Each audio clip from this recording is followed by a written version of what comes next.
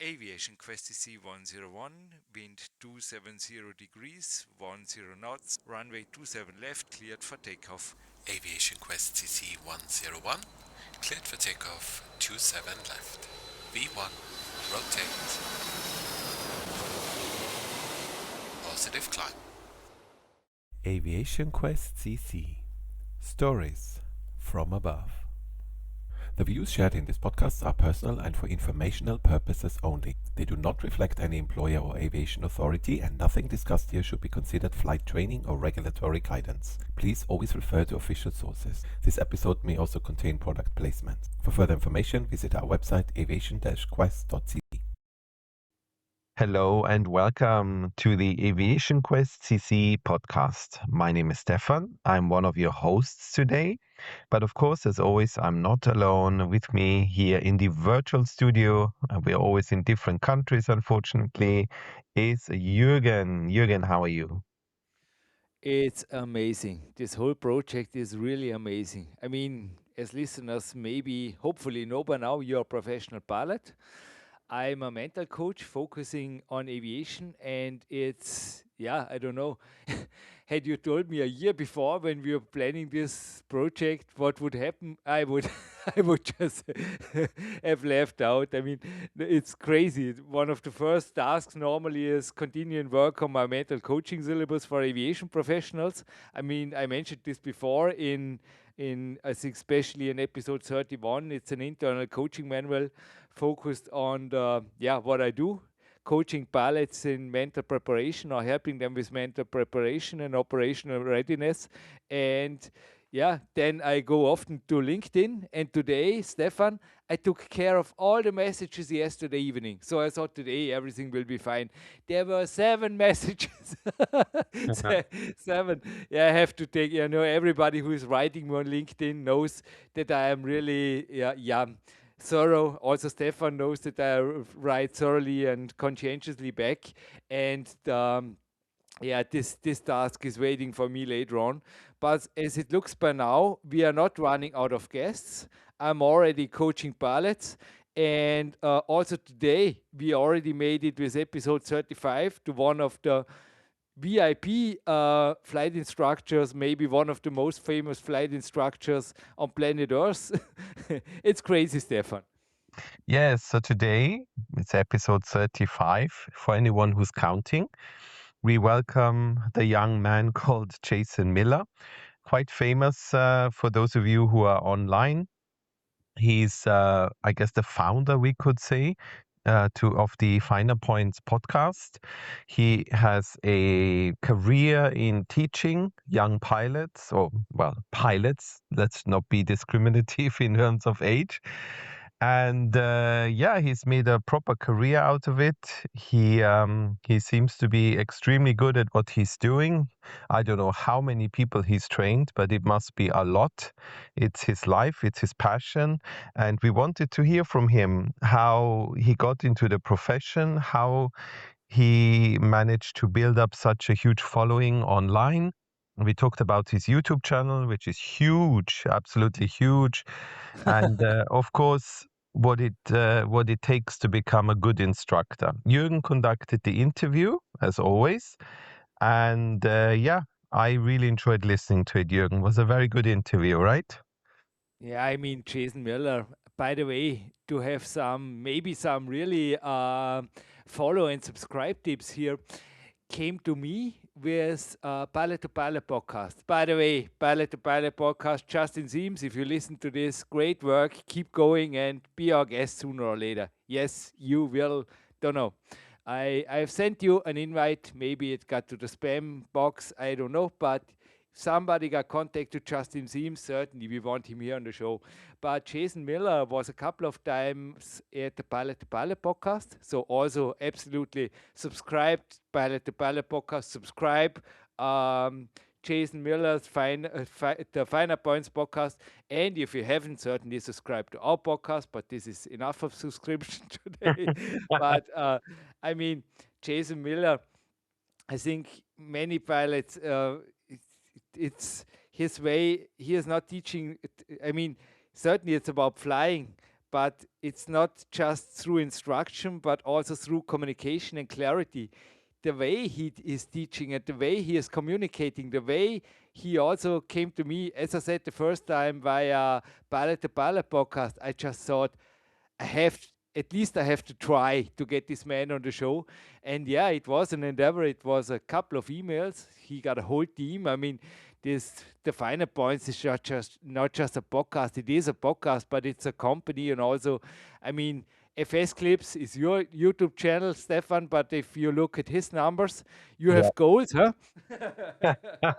I don't think I'll ever get there. But it's anyway, another it's another animal. yes, of course, of course. Yeah, very impressive, very impressive. And yeah, I like, I see a lot of what he's doing is very similar to what I'm trying to do, which is teach people Yeah. about certain topics. And I share his passion that when you meet someone who tells you, hey, I watch your channel and it helped me so much with my exams. I've had this experience now 3, 4 times. I have to say it's an amazing feeling and it makes it all worthwhile. And I have a feeling for him that's the driving force. This is not about money. This is not a business. He just really enjoys teaching and he enjoys passing on knowledge, helping other people to become better pilots. And that, to me, made the whole interview very nice to listen to. It makes him very likable. And yeah, I would recommend anyone and everyone to check out his channel and obviously to listen to the interview that's coming now. No, it isn't, because speaking of YouTube, we already forgot in one podcast, and it will maybe happen again, but not in this podcast, our own Aviation-Quest podcast YouTube channel. Yes, we are an audio cast, but we are, thanks to Stefan's work, also at YouTube. And there, I think, also is today, what is there in the background of our voices? A real world flight, maybe, Yeah. by FS Tips creator Stefan? Yes. So usually we have real world flights. Sometimes I go a bit off the rails and do something that's not happening in the real world. But today we do a 100% real world flight. So I thought the other day, as some of you know, I live in Spain. I don't think I've ever done an Iberia flight, and that's a bit of a, oversight considering where I live. So today we are flying with Iberia with an Airbus A320, and we are flying from Frankfurt in Germany to Madrid in Spain. Perfect. Yeah. And I mean, I think, what do you think? Let's get into the conversation with somebody who is, without a doubt, a brilliant flight instructor, but also a great, how should I say, a teacher and communicator who, as I said, speaks with clarity. And also in today's podcast, I think there are some really, really valuable takeaways, not only for flight students. Yeah, absolutely. If you're even remotely interested in the industry or in teaching, then I would say this is a must listen. So, without further ado, let's get into the interview, and Jürgen and I will be back afterwards with, some more thoughts and some more words of wisdom, right, Jürgen? Okay, let's get started. Jason, it's a great honor to have you with us on Aviation-Quest.cc. Well, welcome to the show and thank you. Thank you very much for having me. It's a pleasure to be here. Jason, just to get us started, when you look back today, what originally put you toward teaching flying, not just flying itself? That's a great question, and I'll try not to bore you. There's a long answer and there's a short answer. I think, when I first got into flying, I met a lot of pilots that were not happy with the airline lifestyle. It was just a matter of coincidence, really. I was working a job that there were a lot of Eastern airline pilots that were furloughed at a bad time in their career, and I got into aviation during a very slow time, 1997, 1998. And a lot of pilots telling me, it's a risky career. And so that was sort of my first impression of airline flying. And I still thought that I was going to do it. I thought, well, I'll fly the line. That's what I want to do.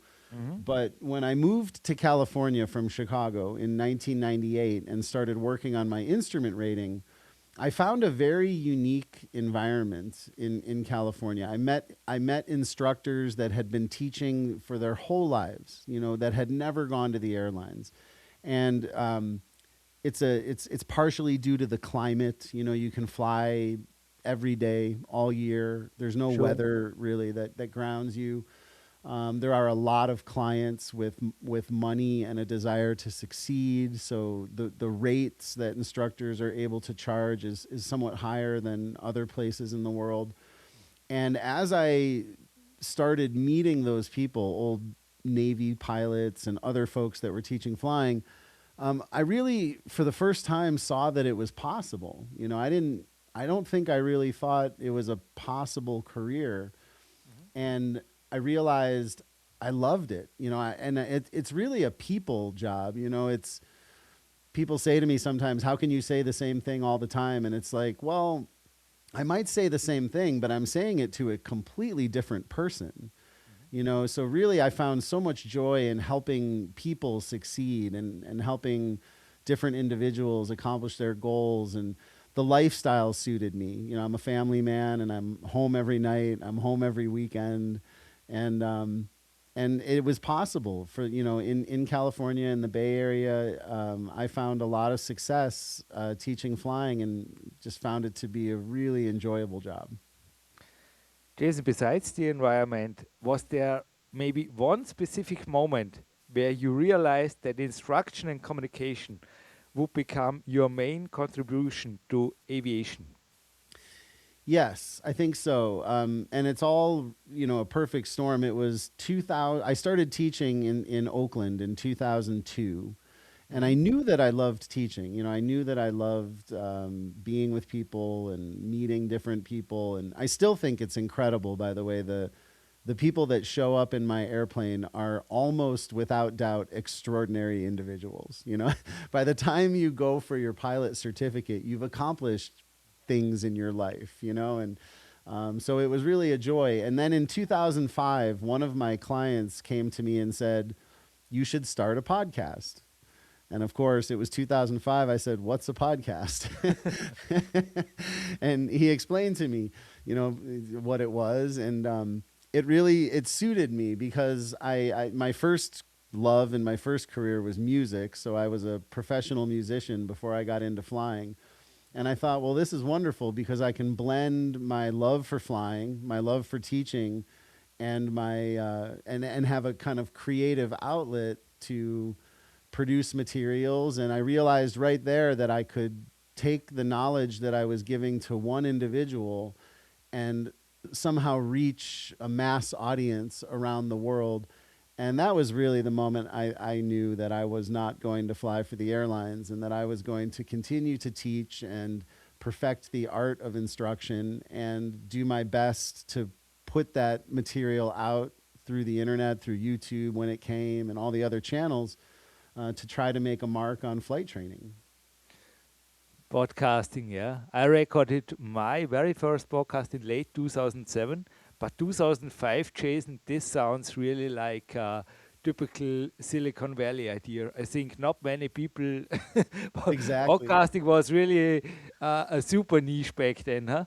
Very right. And you have to understand, I was living on a sailboat with a flip phone. Yeah. You know, I was not a tech guy, but my students literally dragged me into it. When that same client, when I told him, he explained what it was and he gave me some examples, and I still said, "Yeah, I don't know if that's for me."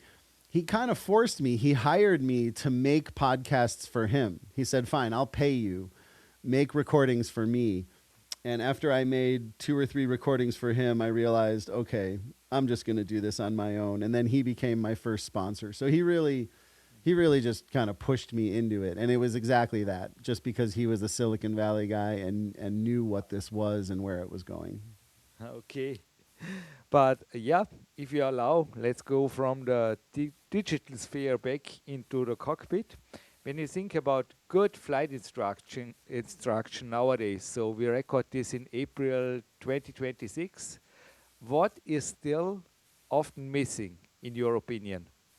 Oh man, it's so many things. You know, I think it's unfortunate, and I think about it a lot. But you know, human beings have been flying for, you know, what is it now, 115 years, Yep, and something like this. something like that, right? And I still think that we have a hard time teaching the fundamentals, and I don't know exactly why, but the problems still are the same, and in fact, Jürgen, I think they're getting worse.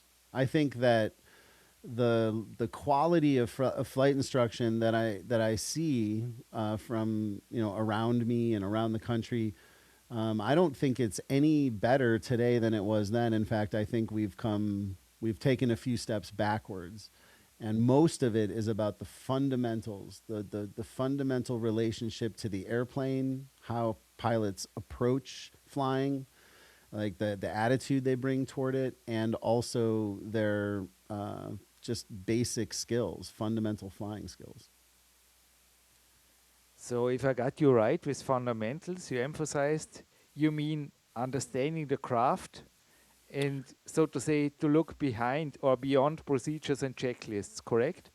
Well, I have a very unique approach to procedures and checklists, and so I do think procedures and checklists are extremely important. But yes, I think that most instructors are teaching them improperly. They're not doing it correctly. No, And what I meant is first understand what you're doing. Yeah, it's a little bit complicated, but I think yeah, you emphasize often clarity and fundamentals, which means understanding the craft really. And yeah, I mean certainly procedures and checklists are a must-have done. yeah, but you know, like well, I'll give you an example. I had a flight not that long ago, 2 or 3 weeks ago. I was coming back from Palm Springs with my family, so my children on board, my wife on board, and a very heavy aircraft on a very hot day. So it was we were loaded to maximum gross weight, and it was about shoot in Fahrenheit 105 degrees, so maybe 45 Celsius, I think, something like that, 40. I mean, very very hot day, and I had a an airspeed indication that was not accurate. That it turned out there was a bug in the pitot tube, but it was a very challenging moment on the takeoff and on the departure, figuring out what was really happening. And at the end of it, I realized what the problem was. And once I knew that it was an erroneous airspeed indication, I felt very comfortable, because then I thought, okay, I'll just ignore the airspeed and fly pitch and power all the way home. So I Sure. flew pitch and power, and all of my approaches that I do at in when I land are power off. So I felt very comfortable in that situation. And I wondered afterwards about some younger pilots, you know, are they being taught that basic relationship with pitch and power? Do they feel comfortable doing power off approaches to the runway without airspeed? Is this, you know, do they have that connection to the basics of flying? And when I teach my students for the first 25 hours, we have the instruments covered, you know, and we're using markers to draw on the window so that they can learn sight pictures and power settings. And we make a real investment in that, in those basic skills, so that we can build upon those skills, you know, as we go forward. And that's the kind of thing that I think is missing from a lot of flight training today. I think this was really a perfect example, because certainly checklists there are nice, but yeah, if the airspeed indicator is misleading, you have to be able to read.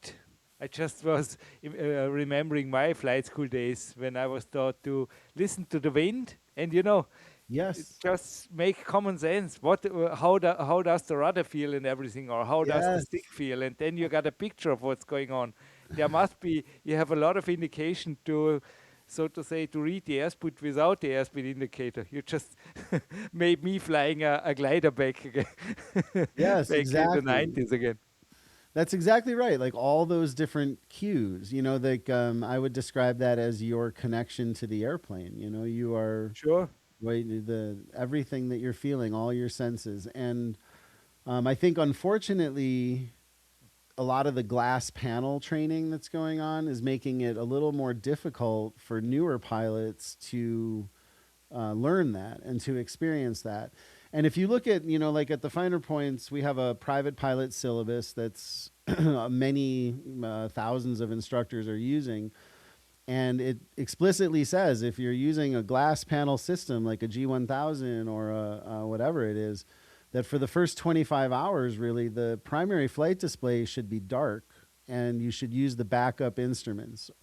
And if you're using a standard panel airplane, you should have those flight instruments covered. And it's not that the student can't look at them, but they're just covered in such a way that they're not able to stare at them, that they're the primacy, the first thing that they learn and the first thing that they consider are the things you're describing. What is the pitch attitude of the airplane? What is the power set at? What does the rudder feel like? What does the slipstream sound like?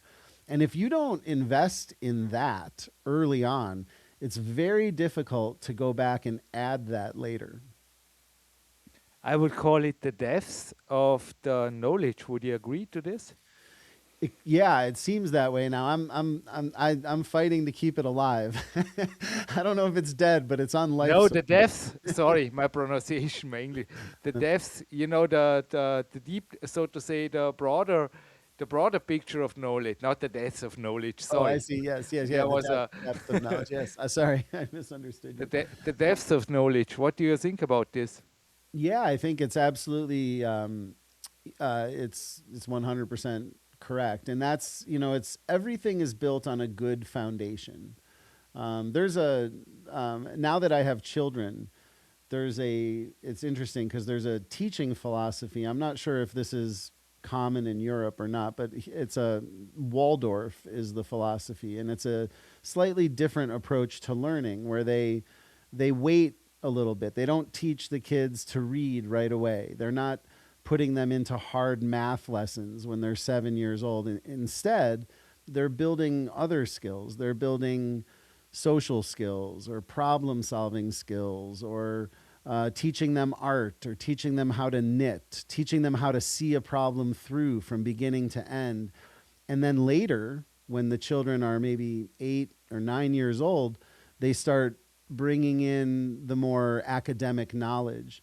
And instead of a linear progression of learning, a line that just goes straight, maybe up in an angle, it looks more like a hockey stick where it's slow in the beginning, but then at the end, it just accelerates exponentially.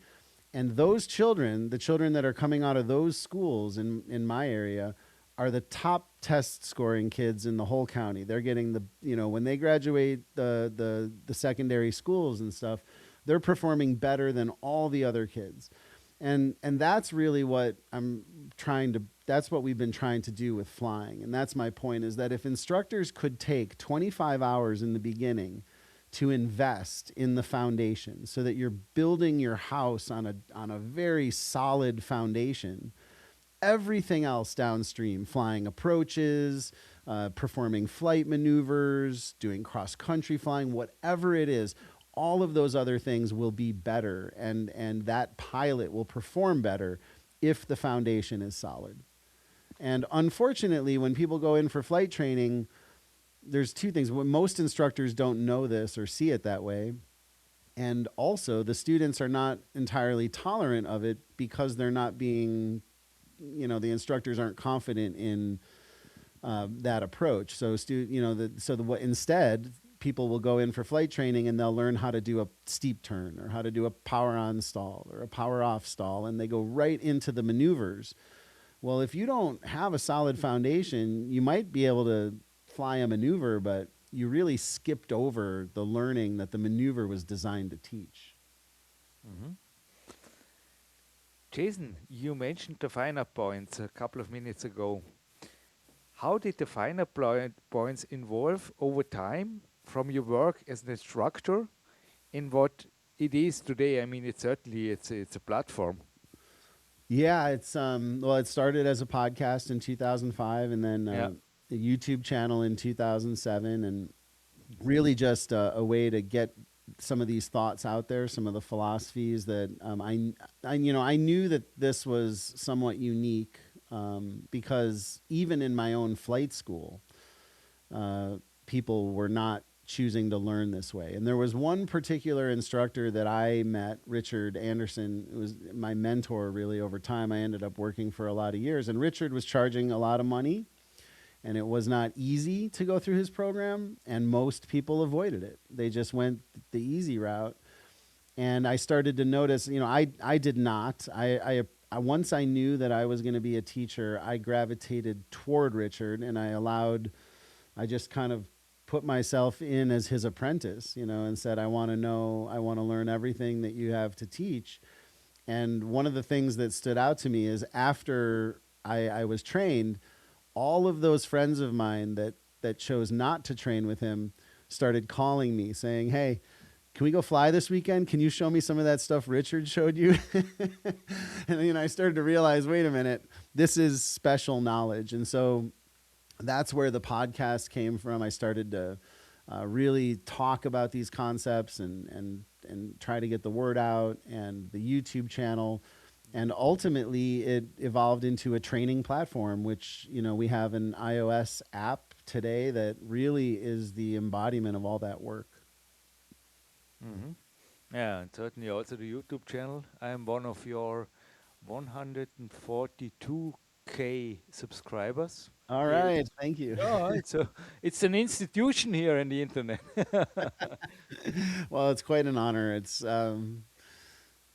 amazing. Now I fly around and I go to airports and people will recognize me mostly from YouTube, and it's a joy. It's a real honor. And at the end of the day, that's really what got me into training, is helping people succeed, and the joy that I get from helping people, teaching people things they may never heard before, or saying it in a way that they've never heard. And so when I go to an air show or any airport and somebody says, hey, that Lazy 8 video you did, that saved my life, I just love to hear that. It's really a joy and an honor.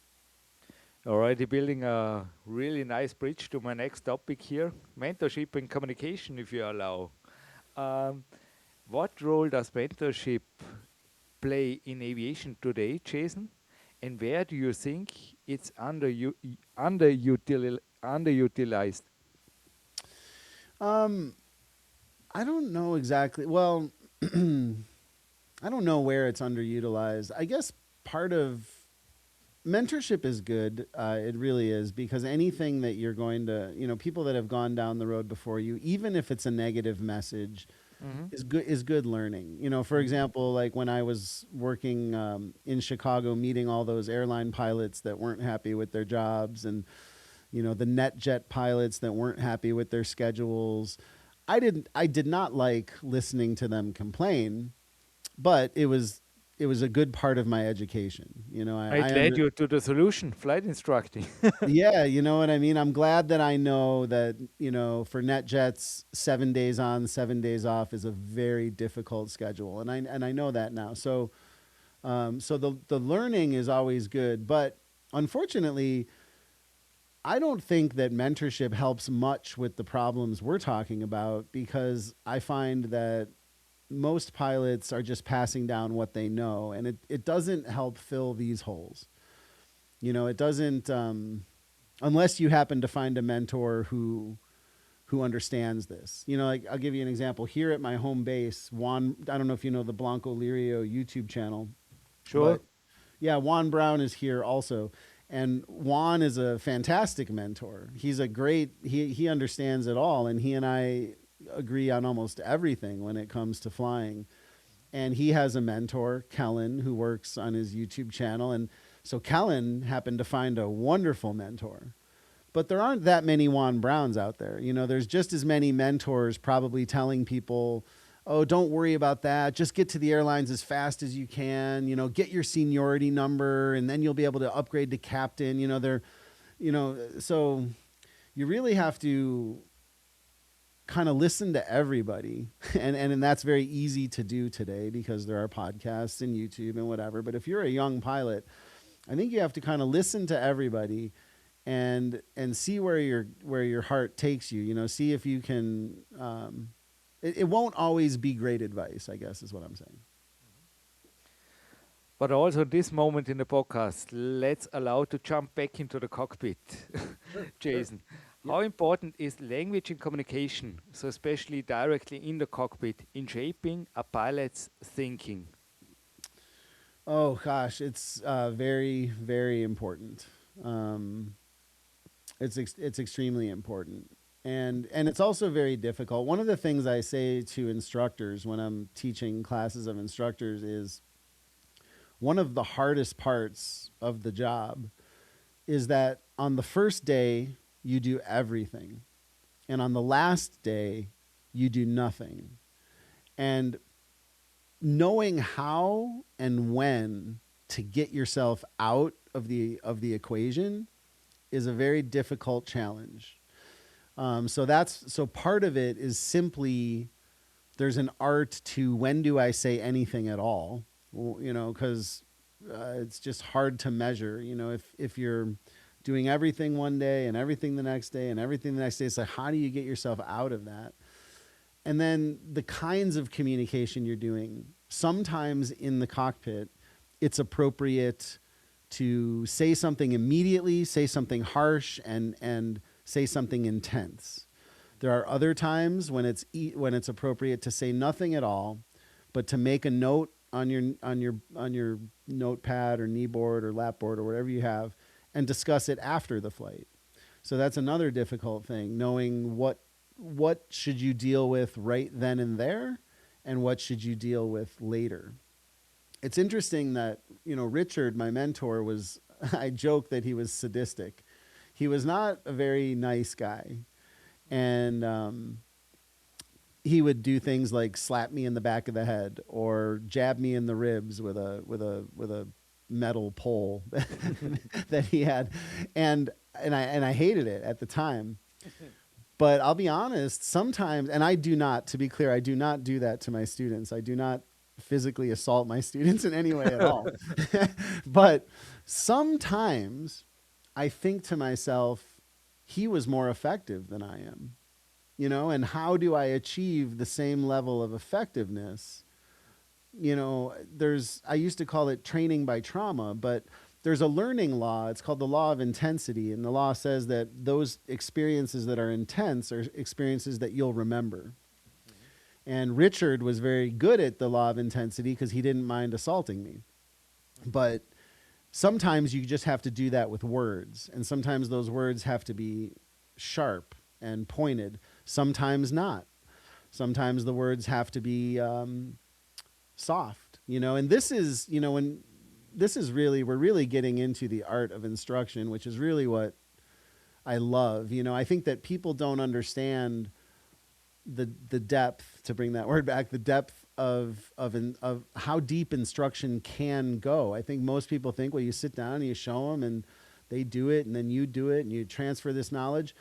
But after decades of doing this, most people are in their own way. Most students they have egos, of course. They're defensive, So most students, when I say, for example, you were left to the center line on that last landing, most students will say, yeah, but I was on my airspeed. Did you see my approach was perfect, right?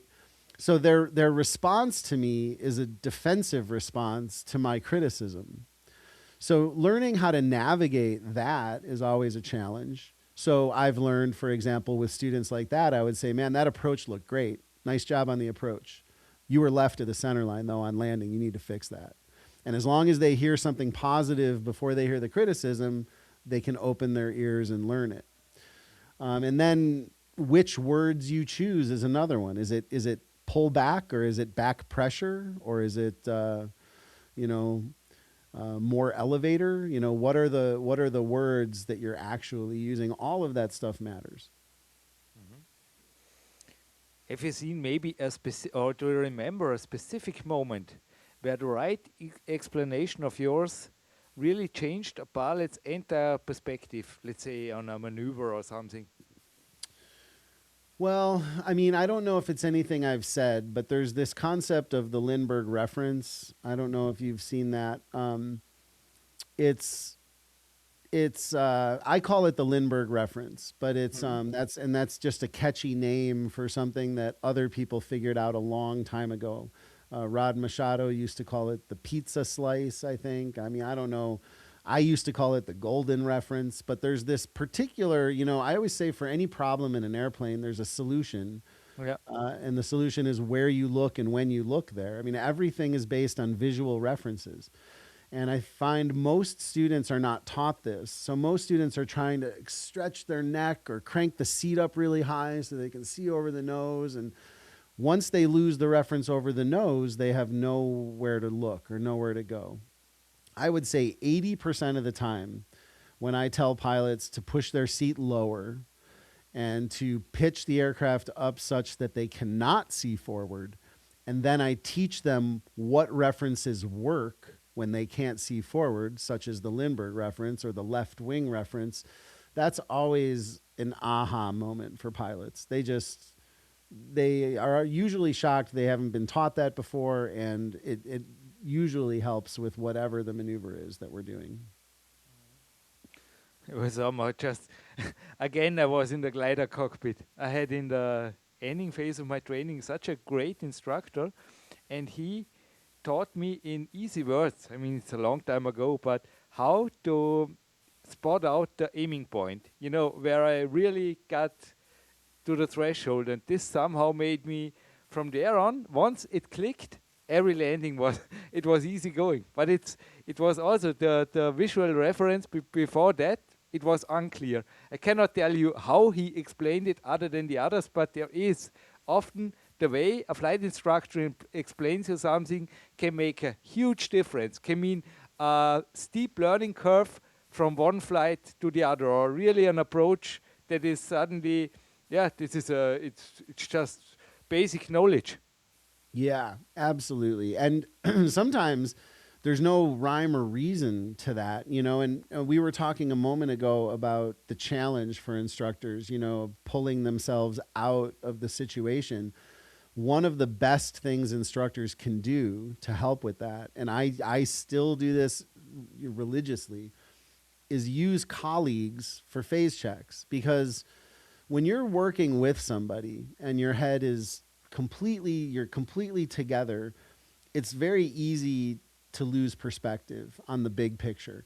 So if you send your student to a colleague for a phase check, to just any other instructor, it's always a good idea. You as an instructor will learn, your student will learn. And what you said, sometimes just hearing somebody else say something in a slightly different way, or not having the pressure of your main instructor, whatever it is, sometimes that can make a connection that is difficult with the primary student.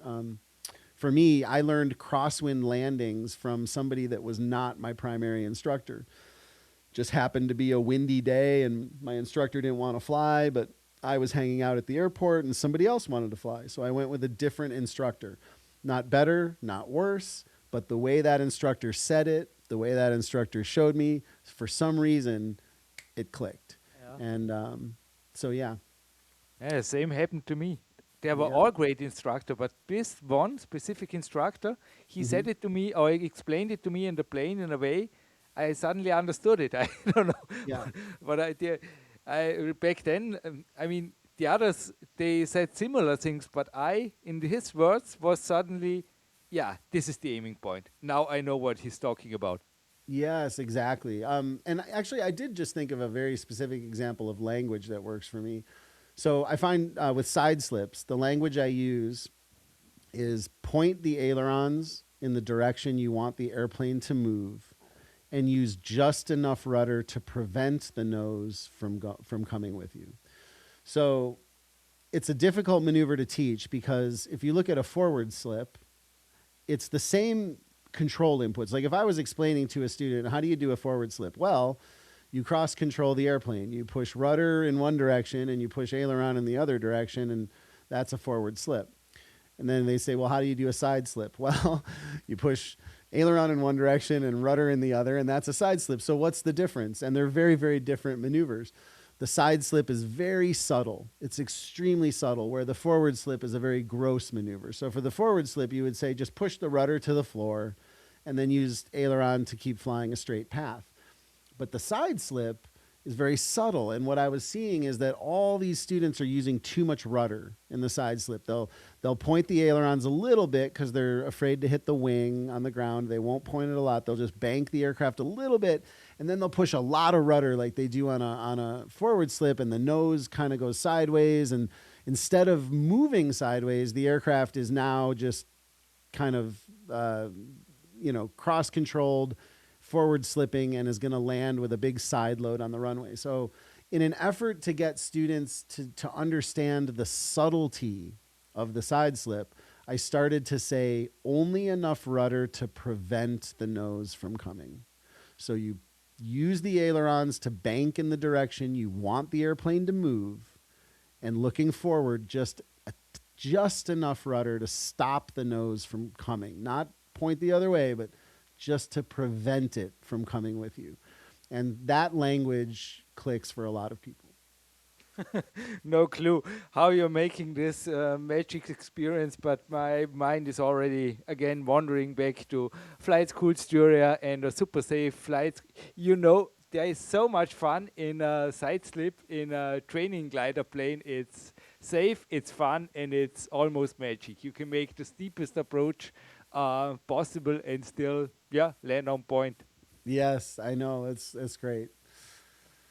Yeah, Jason, we are recording this, as we said before, in April, but the interview will be online by the beginning of July. Back to the finer points. Is there something you're currently working on and you'd maybe like to share with the audience? Some news on the horizon on? Well, we're just continuing to invest in the app that we make, and I'm really fortunate to have an incredible team of people. We've got 9 other instructors, excuse me, that work on it. We've got it's over 100,000 hours of combined experience. These folks are really it's a fantastic team. We've got a software engineer and a video producer, and we don't make a lot of money. We are really passionately engaged in making something better, making something different, and making something that will help pilots everywhere stay proficient and stay current. And so we've really just scratched the surface. But, to give you an example, inside of our app, we've built a technology that we call Tap Target, where we can show the user, we can show the viewer the cockpit video from the pilot's perspective of a maneuver starting to go bad. Let's say a turn and you're starting to descend. And we've asked you to just tap the screen where you see it and when you see it. So using the video in the app, we can teach you where the references are. This is where you're supposed to be looking. This is the first place you're going to see the maneuver go bad. This is the first place you're going to see the stall occur. And that's just one example of the kind of thing we're investing in. But we're really trying to create a product that helps pilots succeed and learn the fundamentals and fill the holes that they may not have, holes of knowledge that they may not have learned from their original instructors. Jason, you promised me around a half an hour, so we are already over time. Is there any topic you want to have a little bit more exploration or a deep dive into any specific topic we picked up that was a little bit short-handed, or is there anything, in your sphere you want to share with the listeners? Not really a topic, but I'm always excited about our airplane camp trips, and I would imagine you have a large European audience. So I just wanted everybody... Wow. Sounds interesting. Go on. Yeah, we 3 or 4 times a year we take pilots out in the wild. So this October we're going to Monument Valley, Utah. It's a beautiful place. We bring, usually it ends up being 15 or 20 aircraft and 30 or 40 pilots. We bring food provided. We bring survival training. We bring lecturers. We have people that lecture to us. We go fly the canyons of the Southwest over Monument Valley and Lake Powell, and it's really an extraordinary weekend. And I just wanted to invite any of your European audience, if they'd like to join us. We have rental aircraft, and they can find out more about airplane camp at learnthefinerpoints.com. Sounds amazing. Yeah, sounds like hopefully a bucket list item of many pilots. Monument Valley, Utah. Wow. Yeah, well, from my side, all I can say is thank you. And yeah, as you might know, I call myself a mentor because I support pilots and aviation candidates with the mental side of performance, Jason. And at the end, I mean, a small personal note from my side, a little present. If you feel ever like further exploring the mental side of performance or preparation, I'd be happy to offer you a session, certainly completely open and without any strings attached. Excellent. Well, thank you very much, Jürgen. Thanks for having me today too. It's fun talking to you. Thank you for every minute, and yeah, all the best, and thank you, Jason. Okay, welcome back in the studio, everyone. I hope you enjoyed this interview. I really enjoyed listening to it again. Yeah, like I said before the interview, very likable person, great personality. I think a teacher through and through, and lots of interesting points raised. Yeah, and I mean, first things first, thank you, Jason Miller, and for all of you out of there, dear listeners. If you'd like to explore more of his work, you can find him through the Finer Points on YouTube, through his podcast, and through the official The Finer Point website, which is learnthefinerpoints.com, including the Ground School app and his adventure training trips. Adventure training trips, yes, there are. Yeah, as we also heard in the interview. And I think it was a brilliant interview by a brilliant, as I said, flight instructor and communicator. Yeah, I absolutely agree. It was super interesting, and I could tell it took you back to your training days. Huh? There were lots of memories coming back. I could hear that in the interview, and when I was listening to it, the same happened to me. It took me back to the days when I had to learn how to fly and did the ground school and all that stuff. So it was a nice walk down memory lane, I think, for both of us. I think Miller did some magic to me. There were suddenly scenes I almost forgotten, and now I don't know, it was really a nice interview, also because of those, my brain suddenly started, hey, this is exactly what happened in Niederöblan, and hey, come on. Yeah. It was, yeah, I mean, this is what an aviation podcast is all about. And by the way, it's really, thank you. I mentioned LinkedIn in the beginning, and there was a person, yeah, he was in contact with me first on LinkedIn, and afterwards I received such a nice voicemail from Africa, and that we are really somehow our unedited, or so to say uncut conversations here and grounded, that there was some really double thumbs up for our podcast. It's really, yeah, thank you also for the positive feedback all over the place. You're really a great community out there, aviation community. I didn't know you, now I know you, and you are a great community. Yes, yes. I think generally people in aviation are a great bunch, and I mean, I've I always only knew a small part of the community, but certainly now Stefan made this, so to say, a large part of my life, a major part of my life somehow. I don't yeah. know. Everybody is doing matching on me. Stefan and Jason Miller. I'm just No, part of a great project here. Let's leave it like this. yeah, it's great. It's great. Yeah, it's always been an industry I absolutely love. The people in aviation generally are all very special, and for those of you who don't work in the industry, it's like a big family. And it doesn't matter if you go through the terminal and you see another crew, even if it's a competitor of yours, it doesn't matter. Everyone smiles and says hello. If you're in uniform and you meet another person in uniform, be it cabin crew or pilot, doesn't matter what company they are from, you can just start a conversation and everyone is very welcoming and nice. So this is a thing I really, really like about the industry. Like I said in one of the other podcasts, I briefly lost my job and had to work in an office environment for a while. And that felt completely different. And I have to say, very alien to me. So I'm glad to be in this industry. And I think, Jürgen, you can feel the same, right? It's like a big family where everybody is working towards the same goal. Yeah, and it's still, I mean, especially, I really like this way in the moment, I have to say, of the communication at LinkedIn, especially. It's, yeah, there's no hurry, but when there is a message, it's often almost formal, which is for me, I'm out of the chat.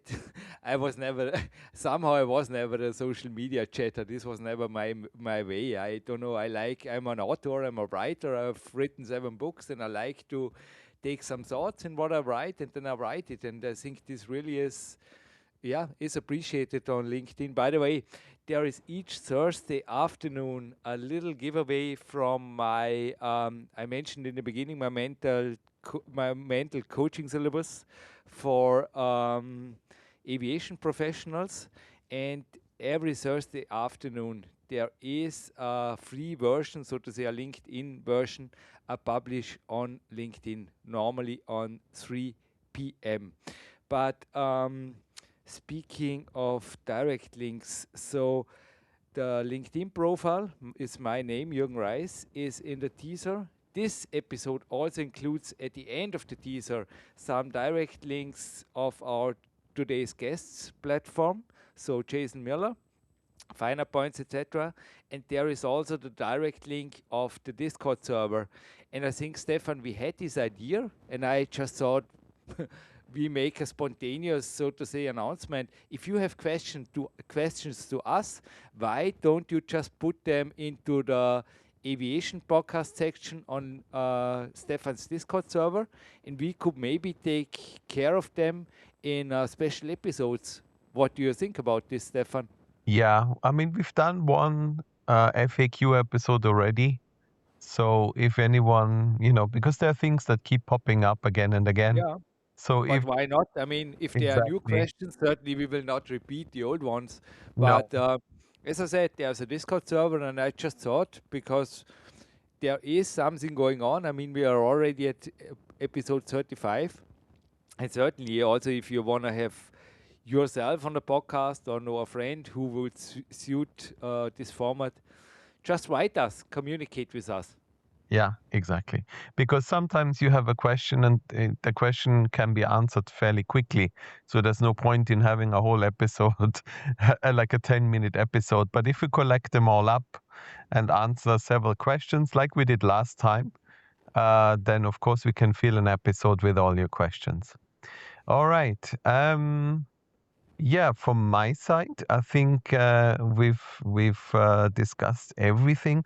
We've done all the social media thing, like and subscribe and all that jazz, which we're really bad at. So we didn't, and we leave it away. But yeah, Yeah, we are looking forward to hearing from you, maybe reading from you. And yeah, thank you, Stefan, for your time. yeah, for yours as well, Jürgen. As always, it's been a pleasure. And I suppose we stay in the line and discuss what's happening over the next few weeks. Anyway, to our listeners, thank you so much for being here with us again. I hope you enjoyed the interview. I thought it was very interesting. Also from my side, a big thank you to Jason for taking time out to talk to us. Okay, and then we hope to see you next week. Until then, all the best. Bye-bye.